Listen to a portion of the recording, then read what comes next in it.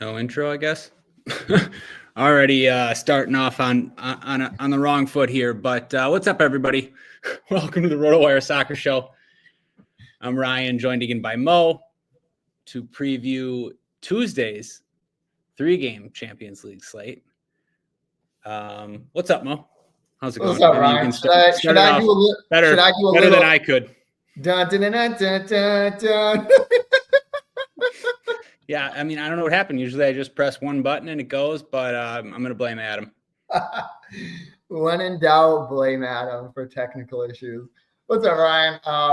Nothing much here, man. I'm excited that Champions League is already back. It feels like in this new format, we just go zoom, zoom, zoom. Like, I feel like, in a typical Champions League year, you get a whole big wave of group stage action, then a bit of a lull, then you get the knockouts. Here, it feels like the group stage just ended. We're jumping in already. So I'm excited. We've got some good matchups. Got some big question marks. I got no idea what to expect from your Arsenal. It just feels like they are in a big funk. But I think the Madrid derby is going to be super exciting. I think Dortmund are on an upswing and are going to be a good place to look. So we got some decisions to make, but we also got some really great games to watch, I think. Yeah, for sure. We got the odds up right now on RotoWire.com. You can check out the cheat sheet. We got a free trial at the bottom, Discord, stats, all the stuff we got up here too.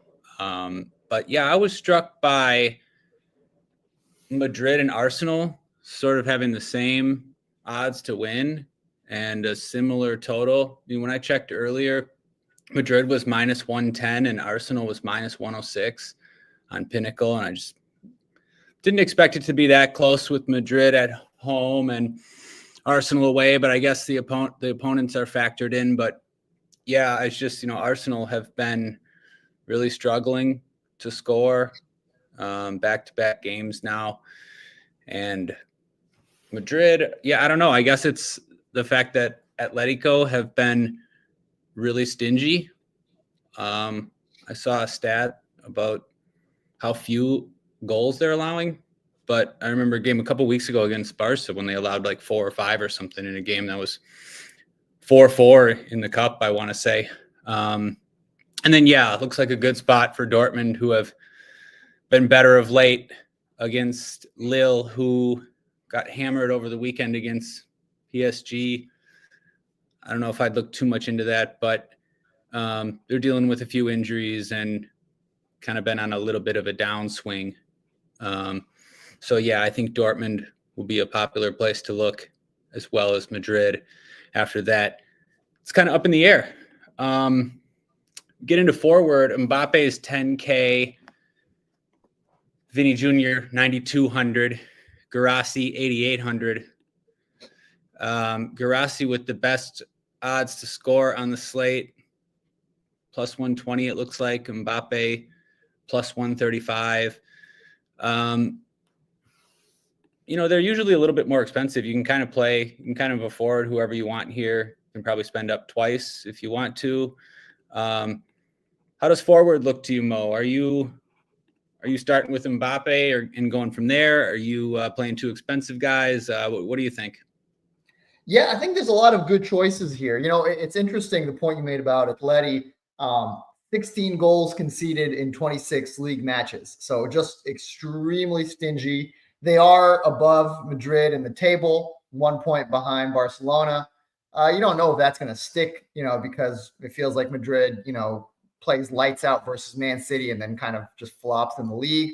But they're definitely a tough team. So I don't know. The Mbappe I watched against Man City was, just amazing. He was just phenomenal, right? I mean, there was no adjectives. Probably, aside from that World Cup final, probably the best match I've watched from Mbappe. So I find it really hard, really unlikely that I'll move off of him. I will say Guirassy versus Lille, who, yeah, fair enough. Don't read too much in the PSG game, but they were destroyed in that game. I mean, I watched them play, and it was clear they were just It was 4-0 at half, I think, and they were just absolutely torn apart. So I like the form Dortmund is in. I think that they're going to be a team I have a lot of interest in for this slate. So Guirassy is going to be someone I really like, and I like Mbappe. I feel like what I've generally seen when it's Rodrigo, Vinny, and Mbappe together, it's that Mbappe is taking the majority of chances. They're still all getting their opportunities, but they've learned to play in a way that really highlights him. And then I don't really know that you want to go in too many of the other spots. I mean, certainly in tournaments, it's a good there's a lot of good routes to get different, but your options are Griezmann, who look is always going to be tempting, but this isn't a vintage year from him. It's a lot of slates like you saw in the weekend. It was 6.7. Before that, you had a 2.8. I mean, he's still taking a good amount of the sets, but otherwise they're just playing very defensively and then winning on 1-0 results and so on. And especially in the first leg away to Madrid, I think that's very clearly what they're going to play for. I know that we always highlight Rodrigo on sets. That's probably going to be the case again with Modric. Modric is actually projected in. I guess that's probably because Ceballos is hurt. So there's a chance he's in. Is Bellingham also out for this upcoming slate? Yes. Jude is suspended. So I think maybe that's another reason. Yeah. Madrid are only minus 110. Modric projected to start. Yeah, I think you're right. One shout out that I'm going to give before I pass it to you. Your boy Perisic was phenomenal in that last slate, right? I mean, he did everything. You shouted him out and he delivered. He did everything that you could want from him. He put in a bunch of crosses, and then when he got a chance, he scored. And he not only just, it wasn't just one shot. Like you saw, he had 6 shots, 3 on target. So he was just incredibly dominant. I don't have a ton of faith in this Arsenal team that is reeling, that is hurt. I think that's going to be really interesting as well. Yeah. Yep. I think that was a really good breakdown. Yeah. Perisic, he had like another 14 crosses in the league game after that last Juventus game too. So not a bad shout, pretty good shout. I was going to mention that he has the highest open play floor on PSV, a higher floor than any of the Lille forwards, and maybe the Atleti forwards too. But yeah, I think Mbappe and Guirassy will probably be the popular pairing. You're right. Mbappe looked incredible last time out. Major props to you for playing him on that slate. I did not. He was not chalk on that slate finally. And you nailed that. That was awesome. I think that'll be the popular pairing here. You mentioned Griezmann, just the floor is not really there. It's a tough matchup. Getting subbed early more often. Not the same Griezmann that we're used to. And then, I don't know where else he'd look really. Rodrigo, if he has sets, but it looks like he won't. I would expect Modric to start. He started the last 2 games and played 80 plus minutes in both of them. Rodrigo's still probably going to go 90. Still a decent play, especially for tournaments. And then, the other Dortmund guys, the other Dortmund forwards, definitely good tournament plays. I really like Adeyemi. It's kind of switched now. A couple months ago on the last slate, I said that Gittins was in form and Adeyemi wasn't. It's kind of the exact opposite. Adeyemi actually scored on that slate when nobody really played him. He was more expensive than Gittins. Now he's been playing more, 5+ shots in 3 straight games. Yeah, really like him this weekend too. Yeah, really like him. Gittins hasn't been playing. Not even sure he'll start, but most places have him projected to start. Not bad for tournaments, but no real floor. Like, I'd almost rather get to Perisic probably. That's like really it. I think forward's kind of straightforward. I think Mbappe, Guirassy just, I don't know. I think feels pretty comfortable. I think most people will start there. Like Vinny Jr. will be lower owned than both of them for sure. Interesting for tournaments. Trossard, didn't even mention Trossard with the form that Arsenal have been in. I can't really see him being too popular. Yeah, I don't know. Any other thoughts, Mo? Trossard's a good shout at 6,700. He's going to save you a good amount of money. The one last thought I had was David is 5,000. Yeah. David is 5,000. You know he is almost certainly on PKs, and to be honest, he is a good striker. I mean, there's no denying that. He didn't play over the weekend, so he's fresh, and presumably they were saving him for this game. And I mean, you can just look at the game logs themselves. They speak for themselves. He is a prolific and proficient goal scorer. So, you get one goal out of him against the Dortmund defense is a recovering Ryerson, Emre Can, who, if you have a good opinion of him, sure, but I tend to hate on him a little bit. They're live to concede a goal. And so at 5K, he might be someone who is tempting as well. Yeah, definitely. I should have mentioned him. I will probably play him. Probably going to go 90 minutes, taking PKs, scoring a bunch of goals. Definitely. Thanks for reminding me. Okay. Midfield is interesting on this slate. Going to have at least 5, maybe 6 set piece takers to choose from. I'm not sure that it's that clear who the best one of them is, or Veerman's the most expensive, 7,400 for PSV as underdogs against Arsenal. Gross at 6,900. And then the two Arsenal guys, Odegaard 62, Declan 6K, and then Luka Modric 5,600.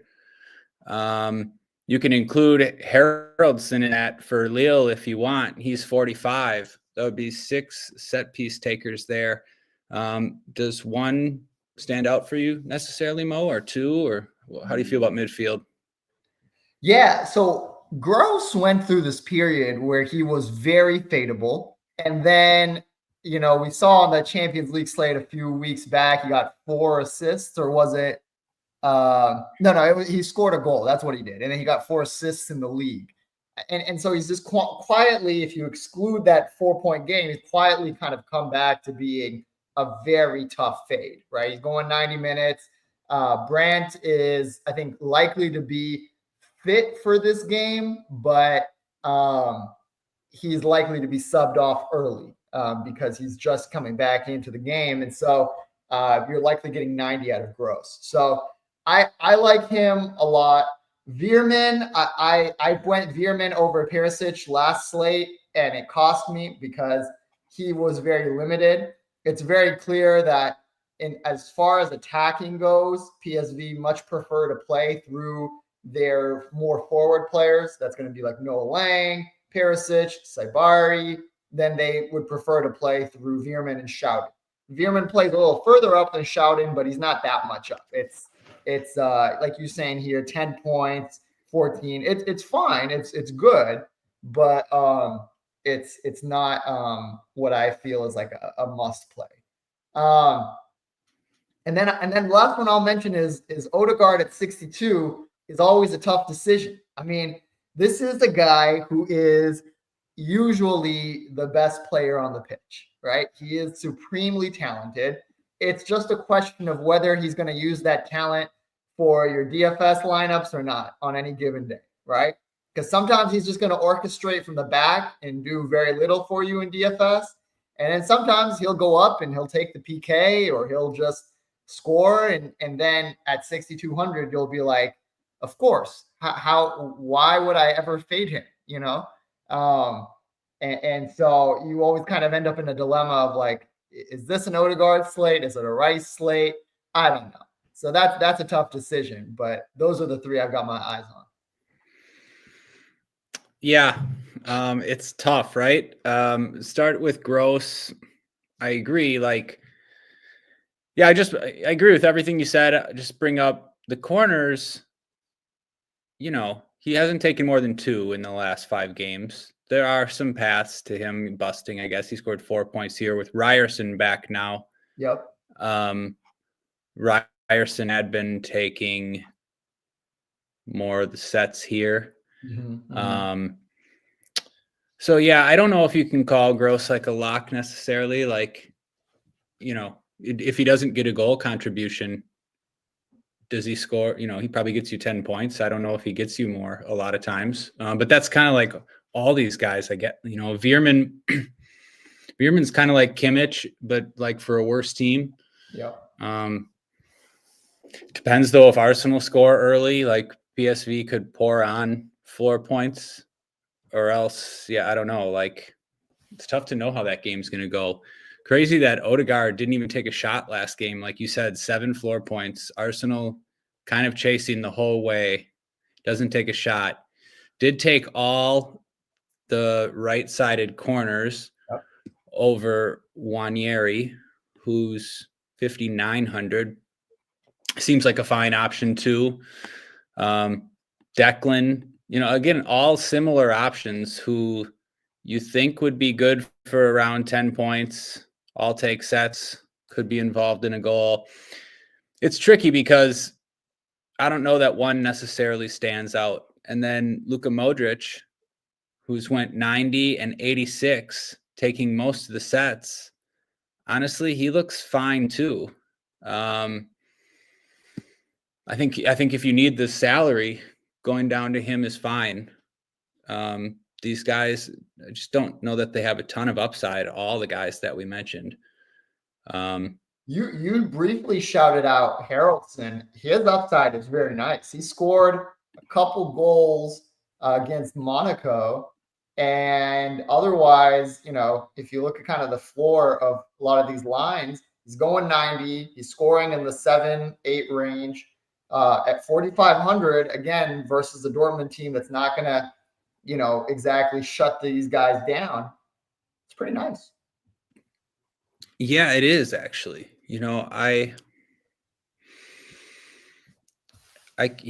That's it. So do you think this is a 3 midfield slate, or are these guys not quite good enough? Yeah, it's tough, honestly. The first time I opened the slate, I was like, oh, there's so many set piece midfielders. I'll just play 3, and I still might, but you can definitely poke holes in all of them. I don't know. It's tough. Like, the safe way would be to play 3 of them. Yeah, I don't know. I'm just thinking.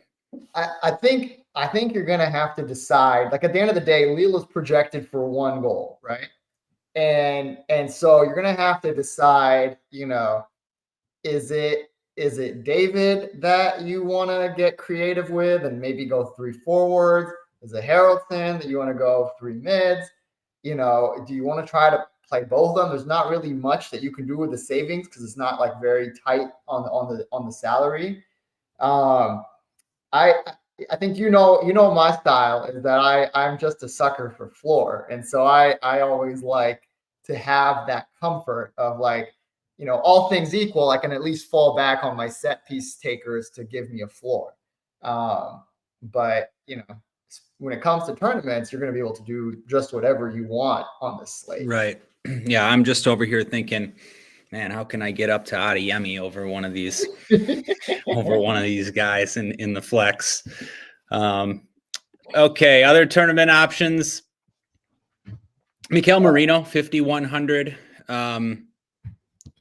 Kind of a de facto center forward, Kai Havertz role. I think you could kind of compare him to Jonathan David in a way. They're the same price, like goal dependent. The Merino story is so sad for y'all because, he came on as a sub, scored these 2 goals. The entire Arsenal fan base was like, we found our striker. We're set. Nobody believed that. Come on. I feel like Jackson was in the chat saying, this guy is everything that we wanted Havertz to be, but he's doing it better. Man, what happened to Arsenal, honestly? I don't even know where to start. The board did them such a disservice. I can't ever remember this happening, like a top team not being able to field a striker or even like multiple attackers. Like, what we would do for Eddie Nketiah right now, which is just hilarious. Like he'd hop straight into the starting 11. Like it's just, I don't know. It's really bad. You like threw away the season again, basically threw away the league when City finally falters right there in the Champions League. You can't even score goals anymore. Like it's so bad what they did. I don't know. It's kind of unforgivable. I was going to say, you're saying you can't remember. I was going to say, this feels like the classic story of every Arsenal season, which is incredible first half, some big injury followed by a bunch of smaller ones. And all of a sudden you're in March playing Mikel Merino as center forward. Yeah. What was it? A couple seasons ago playing Rob Holding, center back, trying to win the league with Rob Holding. I remember that. Oh gosh. Anyway, what else? Any other midfielders can we punt on this slate? I was looking just for the hell of it, seeing if you could afford Mbappe, Guirassy, and even pay up again for another forward. You'd have to play a guy like Sabitzer or I don't even know who else. These Madrid guys are cheap. Doesn't feel great. I don't know. What do you think, Mo? Yeah, I think we kind of covered the reasonable plays. I mean, we briefly mentioned Rice. I think, if you convince yourself that Arsenal are going to be either the dominating team or the competitive team, you might have some interest in Rice. And so at 6K, it's not really a top spot, but it's worth considering. And then it feels wrong to ever pass a Dortmund slate without mentioning Sabitzer. I can't imagine what you're going to do with all the savings if you end up playing him at 3,600. But in both of the Sporting games, he averaged about 7 points. He gave you about 5 points over the weekend. He's playing very close to 90, and we know he's always live for goals. So is he a recommended play? No. If you decide you want to roll out Vinny and Mbappe and and Guirassy, then sure, maybe he allows you to do it. Yeah. Suboptimal unless you're trying to play 3 expensive forwards, I would say. But if Sabitzer can get you like 7 points, I don't know, that might be what Declan Rice scores and Modric scores, etc. So it could work. Over to defense. Defense seems like it's going to be really straightforward. We'll have to wait on lineups, but assuming Ryerson starts, not sure. There's not very many playable defenders on this slate. Ryerson's been taking sets in the best matchup. Trained today after an illness. Seems like a lock. I mean, don't you think, Mo? Yeah, I think so. He was ill over the weekend. And so usually if it's a physical injury, I have concerns about minutes. But usually if you were just sick, coaches are happy to throw you back out there for the majority of your old minutes. So I think Ryerson will be interesting. These corner numbers would not really be fadeable. Yeah, exactly. The stats have been really nice. Honestly, even if he was somehow left out, I would be very tempted to play Svensson, who has taken sets as well. So I think that's definitely a good shout for the starting point of where you want to go on defense. Yeah, if he were left out, it would be for Kodo, who had been starting. Svensson could start on the left for sure, though. I would definitely consider him taking sets. Kodo started over the weekend. He'd be fine too, I guess. Anyways, Ryerson with sets, yeah, seems pretty much like a lock. And then after that, there's really no PSV defenders you want to play, Arsenal defenders you want to play, Madrid defenders you want to play, Atleti defenders you want to play, really? I mean, none of them. Lille, we don't have him in the starting lineup, but a bunch of other places have Mitchell Bakker in the starting lineup. He is 3,500 and would have a share of sets. I would guess they took him off at halftime against PSG. Partly because he's awful, but maybe to just rest him for this game too. I mean, just awful. At defense. But they play him up in the midfield, and for 3,500 taking sets, he has big games in him. So that would be pretty easy click. After that, I don't know, Mo, are there any other defenders you want to click? I see in the chat, he finally did it for you. He finally did it over the weekend. What do you think? Is this a slate? He's 2,600.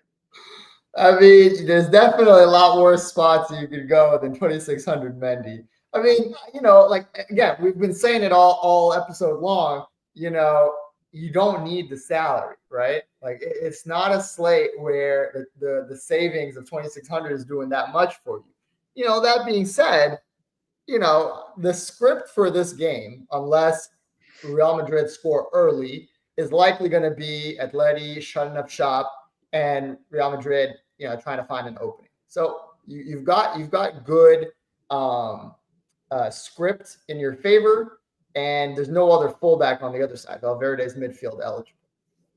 There are a few guys that I think are going to be somewhat interesting. So Saliba, Rudiger.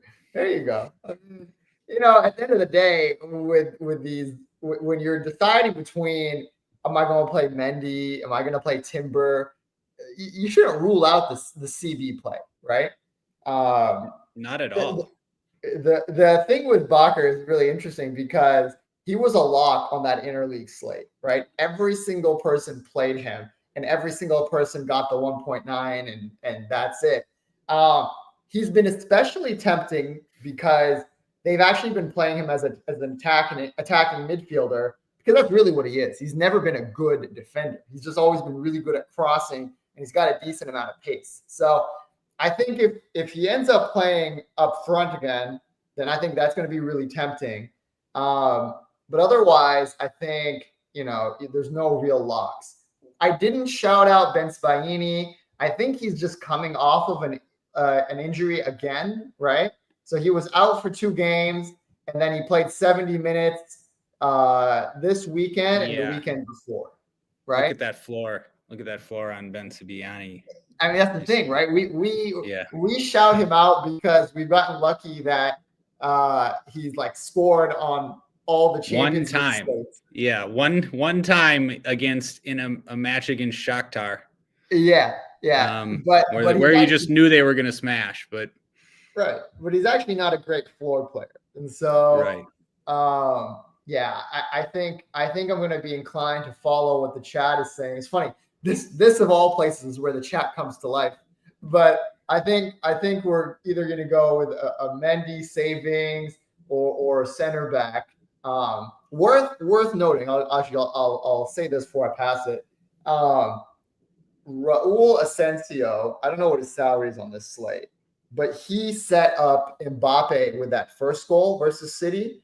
I mean, this kid is good. He is tenacious. He's come into the team because there's been so many injuries at center back, and he can play, what's the center back that Tottenham had back in the day? It's not Vermaelen. It's the other one, the other Belgian. Vertonghen? Not Vertonghen. Alderweireld. Oh, yeah. Alderweireld used to play these phenomenal balls to Kane over the top. And one in, let's say 5 to 10 would end up an assist, right? Asensio is just as live for it. I mean, the kid is really good. He has a great progressive passing ability. Can I vouch for his floor? Probably not. But if you're punting, you could do a lot worse. Yeah, he's 2.8K. And I just think if Bakker doesn't start, you can play anyone, like you said. I'd play a center back. I don't really think there are anyone that you would call a good play if Bakker doesn't start. We should actually I'm going to give a little bit more love to Rudiger at 2.7. Rudiger is like a rare floor center back because he's always attacking every corner.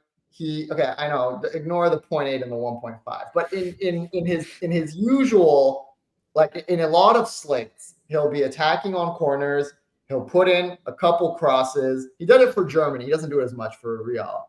But I think he's worth shouting out as well as the guy who can surprise. Yeah, for sure. Yeah, I will play Rudiger. I would play center. Yeah, I'll play center back if Bakker doesn't start. Goalkeeper, we got Kobel, 5,500. You should highlight the chat making fun of my take.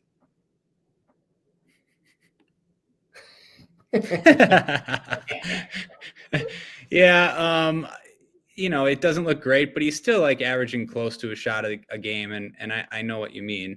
In these Champions League games, he's always a threat on corners. Maybe he puts a cross in. I think that was a little bit, anyways. Goalkeeper, we didn't mention your boy. I know everybody's your boy today, but isn't this Gabriel's first game back or one of his first games back? For Arsenal? For Arsenal. I mean, he's 4,700. Oh, he's 47. Okay, never mind. I didn't look at the salary. I was just like, if we're going center back, I mean, he's as live as anybody. Maybe the most likely Arsenal player to score the way things are going. He's probably priced fairly at 4,700 with all the goals he scored. Yeah, I mean, why not if you got the money? You're probably paying too much. I think they appropriately adjusted his price up. I was just gonna say, I mean, you might get to the end of the game and you might have Marino moved back and have Gabriel just playing center forward at some point. Oh man, I hope not, but he might. Okay, over to keeper. Kobel, 5,500. Dortmund, biggest favorite on the slate. Kobel, known for breaking slates. This is a little bit different spot. Seems fine if you have the money. Courtois, 5,300. Fine if you have the money. I don't know, Mo. I think paying down, people might look towards Benitez at home against Arsenal. People played, who was it, the Forest keeper in the same spot over the weekend, got the clean sheet. Any of these keepers stand out for you? Stand out, probably not. They've all just hurt me. They've all hurt me in their own way. Every time I fade Kobel, it just turns out to be his smash slate. And it's just so tilting. I like the Benitez narrative. Honestly, I thought Chevalier, or I don't know if I'm saying his name right, but the Lille keeper, I thought he was playing pretty well versus PSG before it just got out of hand. And he has some really great floor games altogether. I mean, I think it's 8 games in a row without less than 6 points. So pretty nice. And then, the Real Madrid game is going to be tight. I think it's projected for 2.77, but really, until a goal opens up the scoring, I think these are 2 world-class keepers in front of 2 teams. At least Atleti is going to be inclined to keep it tight, and Real Madrid might just get sucked into that as well. So I probably like Raya the least, but after that, you could convince me on any one of these guys. Yeah, okay. I was all the way with you until you said you liked Raya the least, but I kind of expected that. I get it. I kind of like Raya, just in terms of ownership. I think Raya might. Yeah, I think like Benitez will be more popular. I like Oblak too. If you're not going to play, if you're fading Madrid forwards, I think Oblak's a great play. You could even play Oblak with one of them. And then, the Lille keeper probably has the most save upside, but I do like Raya. I think Arsenal can win this 1-0. Could be 0-0. PSV could win 1-0. I probably would like Raya more if I wasn't being forced to pay the favored keeper price, right? I mean, they have the same odds as Madrid. I know. I mean, I see. We don't odds. Believe them. I see the odds. I don't believe them for a second. It's pretty crazy. For what it's worth, I don't love Courtois' odds of keeping a clean sheet either, right? I think it's a tight matchup as well, and I probably would say it's fair to say that Arsenal's chance of winning is the same as Madrid's chance of winning, right? But I feel like the downside is a little higher for Ryan. Yeah, no, definitely doesn't feel right. I'm checking Pinnacle right now. Arsenal have dropped to plus 101. So Madrid minus 110, Arsenal plus 101 feels right to me. Feels right. Yeah. Anything else, Mo? No. I think that you're going to have a lot of money to play with on this slate, right? There's just not that many expensive guys. And so, I think you can get really creative here, but you also have the money to just, stack a bunch of set guys, play the guys with good scoring odds, and see where that takes you. So I think it'll be a good slate. I think it'll be an interesting slate. And that's all I've got. Awesome. Yeah. Okay. We will be back tomorrow, or I will, or somebody will, with something. But until then, RotoWire.com/soccer trial. Check out the tools, get in the Discord. Thanks again to Mo. Good luck to everybody, and we'll see you tomorrow. Good luck, y'all.